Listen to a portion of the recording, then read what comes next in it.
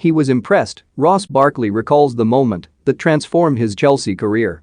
Ross Barkley has pinpointed a match during training as a major turning point in his Chelsea career.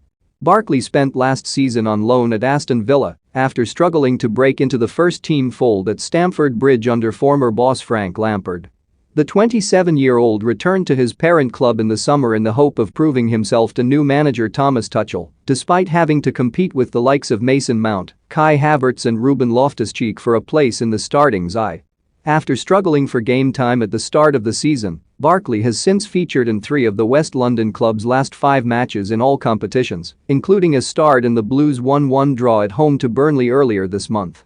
And the former Everton midfielder believes it was a training session back in September that really made Tuchel step up and take notice of him. "Just before the first international break I was training really well, and then we had an in-house game," he said.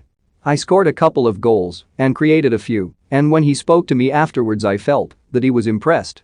Since then I was a major part of the group. It was just about showing my quality and being consistent and doing my extra work, but that was the turning point just before the days off for the first international break.